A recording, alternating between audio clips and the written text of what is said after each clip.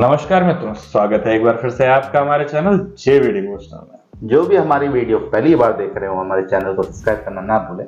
तो पिछले एपिसोड में हमने देखा कि किस प्रकार युद्ध की तिथि निर्धारित हो चुकी है और एक पत्र भेजा जाता है जो हाथ लगता है कर्ण की। अब कर्ण पहुंचते हैं सभा में और वो बताते हैं कि पांडवों ने तिथि भेजी है और या तो आप सामने से युद्ध करिए या तो शरणागति स्वीकार करिए। उस समय के ज्योतिष के प्रमुख प्रचंड ज्ञाता महर्षि जैमिनी को बुलाया जाता है धृतराष्ट्र द्वारा कि आइए और बताइए कि क्या ये तिथि हमारे पुत्रों के युद्ध करने के लिए सही है या नहीं। क्योंकि दुर्योधन के मन में तो कोई भय नहीं होता है। वो कहते हैं मैं युद्ध करूंगा क्योंकि मेरे पास दक्ष अक्षौणी सेना है।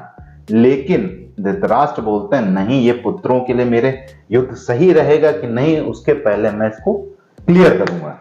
चलिए फिलहाल दूसरी तरफ हम देखते हैं कि किस प्रकार से अभिमन्यु को वासुदेव श्री कृष्ण तैयार करते हैं कि किस तरीके से तुम सेना नायक बनोगे। सेनापति कोई भी हो, सेना नायक तुम ही रहो। हमारा रथ ठीक सेनापति के पीछे रहेगा। तो चलिए देखते हैं कैसे पहुंचते हैं ये विराट नगर में और कैसे आगमन होता है देवी द्रौपदी द्वारा वीर अभिमन्यु का। चलिए शुरू करते हैं एपिसोड 178 पार्ट 1। त्याग और धर्म इस वंश के रक्त में बहता है।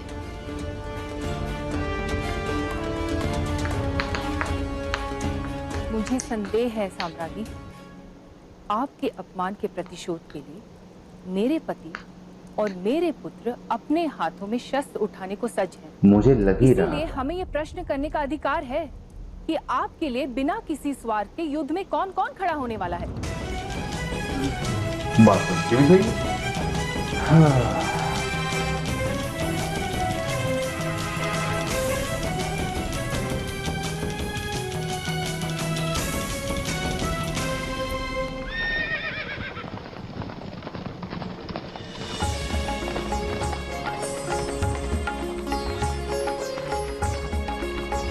ये कुछ इंद्रप्रस्थ जैसा नहीं लग रहा। हाँ, ये वाला तो एकदम वही कॉपी सेम। याद है जब वो सुभद्रा एंट्री की थी अर्जुन के साथ विवाह करके। सेटअप का इशू है गुरु। ठहरिए,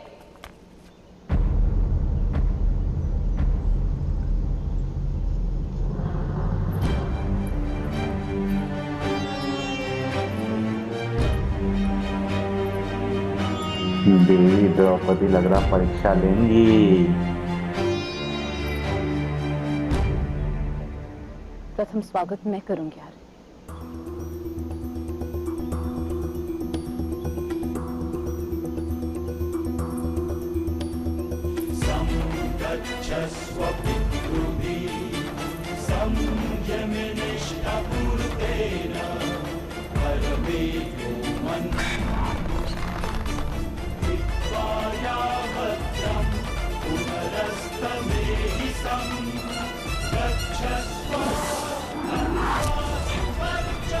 भगवान श्री कृष्ण द्वारा दी गई विद्या, धनुर्विद्या।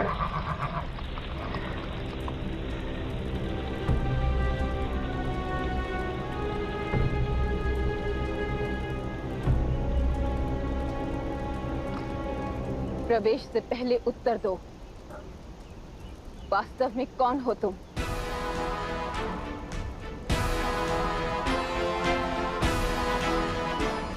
पांचाली, ये भाभी श्री सुभद्रा का पुत्र अभिमन्यु है। नाम जानती हूं मैं आर्य,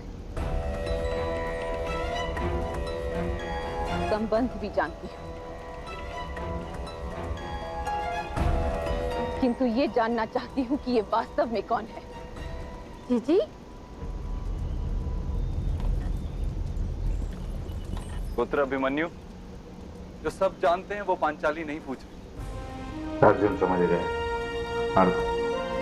मेघ तो मेघ होते हैं, कुछ बिना बरसे छट जाते हैं, कुछ बाढ़ लाते हैं, कुछ बरसते हैं और कुछ केवल गरजते हैं।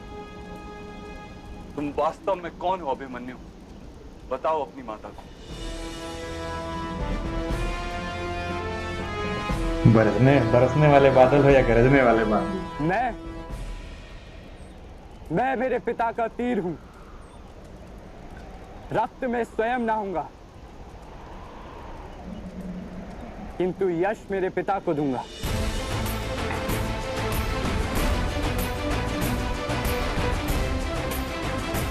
मेरे भाइयों की ढाल हूं मैं, संघर्ष में उनके आगे खड़ा रहूंगा और शांति में उनके पीछे। क्या डायलॉग्स हैं यार। किंतु सबसे पहले मैं अपनी ज्येष्ठ माता पांचाली की आंखों का काजल हूं।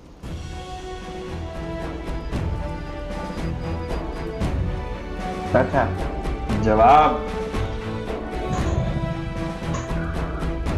जब भी उनकी आंखों में आंसू आएंगे, मेरा सारा अस्तित्व पिघल कर बह जाएगा।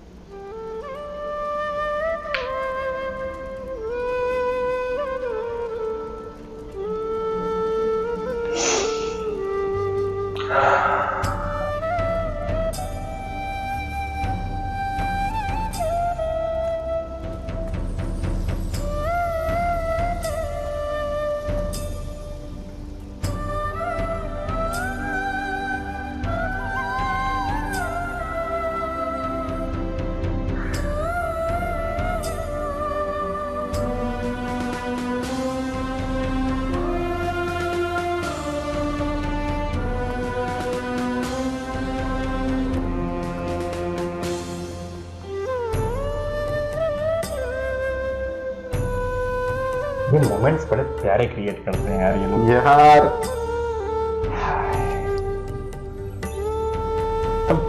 पिता वाली पूरी कॉपी। आंसू बहाकर आप युद्ध से पहले ही मेरी मृत्यु करवा देंगे ज्येष्ठ माता।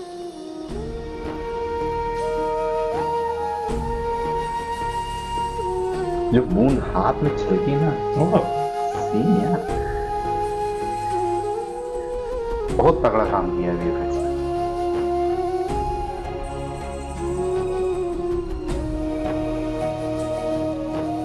दुष्ट हो तुम सुभद्रा। मेरे पुत्र को जन्म तुमने क्यों दिया? रत्न भले ही पत्थर से जन्म लेता है जीजी, लेकिन होता तो साम्राज्य के आभूषण के लिए ही है ना। वाह। ये आप ही का पुत्र है, अवश्य मेरा ही है। अवश्य।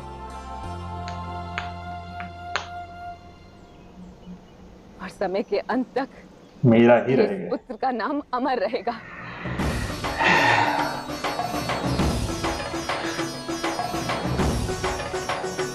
सोचने वाली बातें, क्या ही संस्कार मिले होंगे कि एक बार भी मुलाकात नहीं हुई, लेकिन उनकी फीलिंग्स, उनकी इमोशन, उनके लिए प्यार जो है सब बना हुआ है।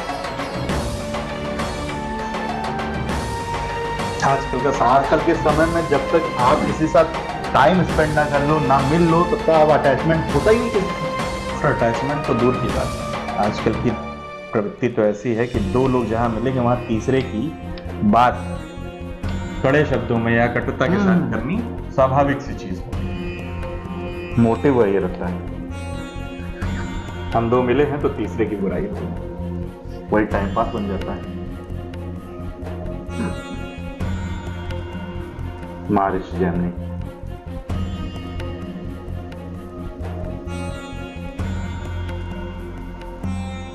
युग का परिवर्तन सदा विध्वंस से आरंभ होता है महाराज।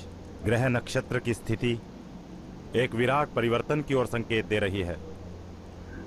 विध्वंस तो युद्ध में होता ही है महर्षि। किसका विध्वंस होगा ये बताइए। मेरे पुत्र को क्या होगा? मत्स्य अवतार की कथा का स्मरण कीजिए महाराज।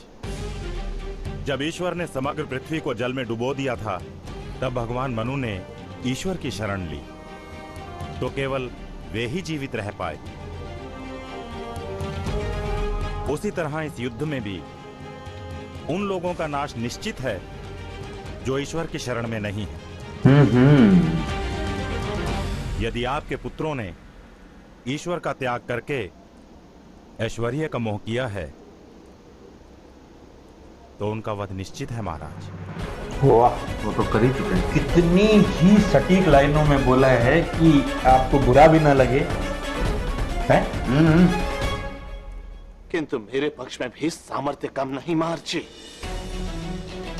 महामहिम भीष्म, महागुरु द्रोण एवं महारथी कर्ण जैसे महायोद्धा मेरे पुत्रों की रक्षा हेतु तो ईश्वर की बात कर रहे हैं भैया। मंगल, बुध, शुक्र, शनि, राहु, केतु, सूर्य एवं चंद्र, इन ग्रहों के आगे कोई शक्तिमान नहीं होता महाराज।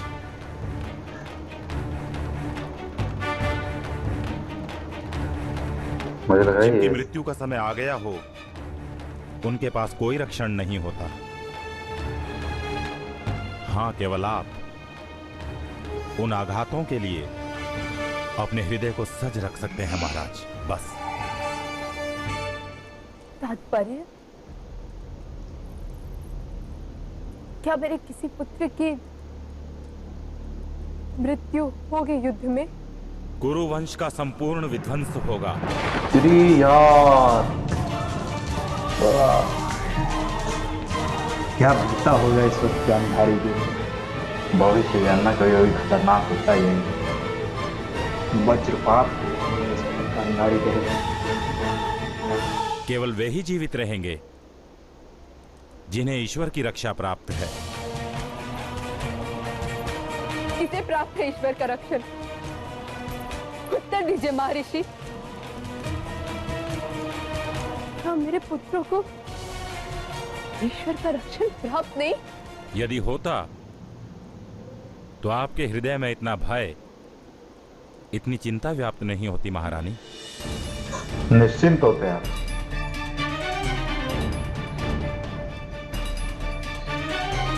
कर्मों का फल मिलने के आया तो कैसे तलब होता है। कर्म करते वक्त तो अपने हाथ बंधे हुए थे सबके। हाँ, बंद, कान बंद।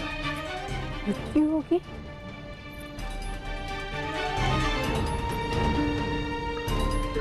नहीं। भाई आशीर्वाद स्वरूप तो इनको भी मिले हैं गांधारी को। क्या इसीलिए महर्षि व्यास ने मेरे पुत्रों को जीवन दिया था?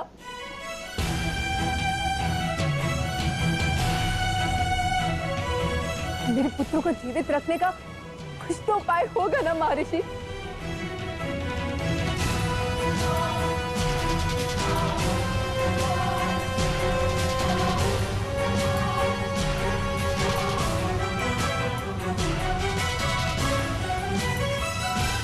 आपके एक पुत्र की रक्षा करने की शक्ति है आपके पास। आप अपने किसी एक पुत्र को जीवन दान दे सकती हैं महारानी।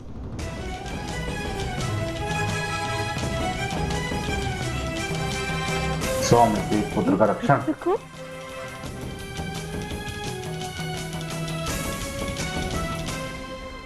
भगवान शिव ने मुझे 100 पुत्रों का वरदान दिया था।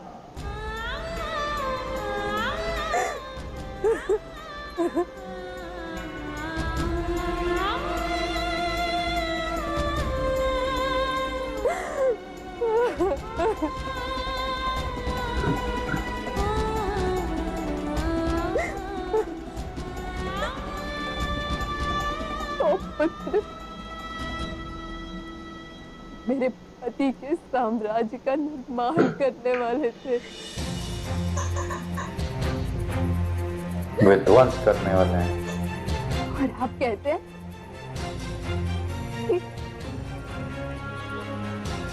कि एक को जीवित देख सकती हूँ।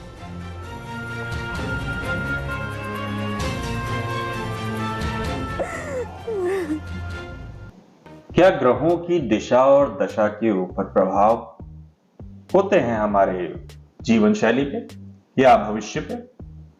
और हों भी तो क्यों ना हो, क्योंकि हम सभी इसी पदार्थ रूपी अस्तित्व में अगर आए हैं तो इन्हीं ग्रहों के मूवमेंट से ही आए हैं। ग्रहों की चाल चलन, यूं कह लीजिए कि लोग मानते नहीं है कि ग्रहों का कोई हमारे ऊपर असर नहीं पड़ता। कुछ लोग तो जिस प्रकार से एक मानव शरीर में 70% या 70% पानी होता है, उसी तरीके से हमारी धरती पे भी 70% पानी है। और ये पानी केवल चंद्रमा के मूवमेंट से, यानी चंद्र का जब सर्कुलर मूवमेंट होता है तो ज्वार भाटा उत्पन्न कर देता है। चंद्रमा की ग्रेविटी धरती के पानी को अपनी तरफ खींचती है। तो क्या शरीर का पानी, जो शरीर में पानी का लेवल है, क्या उसमें उथल पुथल नहीं होती होगी? अवश्य होती होगी, पर शायद ये समझ पाने के लिए हमारी मानसिकता काफी छोटी हो। बात करें अगर इस वक्त गांधारी की, तो उनके हृदय पे जिस प्रकार का वज्रपात हुआ होगा, भविष्य जान लेना मुझे लगता है कभी कभी घातक सिद्ध होता है, क्योंकि आप उस दुख में अभी से जीने लगेंगे। उस समय जो होता वो होता, लेकिन भविष्य आपने ज्ञात कर लिया। लेकिन हाँ, ये भी होता है कि आदमी उसके लिए फिर ऑप्शन भी ढूंढ लेता है कि हाँ, किस तरीके से बचा जा सकता है या इसको कैसे टाला जा सकता है। लेकिन गूज़बम्प्स सिंह वे ही जीवित रहेंगे जिनके ऊपर स्वयं ईश्वर की कृपा होगी या उनको संरक्षण प्राप्त होगा। और अभी भी धृतराष्ट्र और गांधारी समझ नहीं पाए हैं कि ईश्वर कौन है। स्वयं भगवान श्री कृष्ण कितने अनभिज्ञ बने हुए भगवान है, कितने अनभिज्ञ बने हुए हैं। क्या किया जाए इस वक्त इस अनभिज्ञता के लिए किसी को दोषी नहीं दिया जा सकता। अब बात बड़ी ये भी है कि गांधारी को भी भाई फलस्वरूप प्राप्त हुए थे 100 पुत्र, चलिए महादेव की कृपा से। अब बाकी आगे क्या होता है, ऋषि जैमिनी क्या बताते हैं, ये तो हमें अगले एपिसोड में ही पता चलता है। धृतराष्ट्र क्या करते हैं भाई, उसका कोई निवारण निकालते हैं या फिर जो होना है वो होने देते हैं। इस एपिसोड को हम यहीं समाप्त करते हैं। शीघ्र ही लौटेंगे नए एपिसोड के साथ, तब तक के लिए राधे राधे।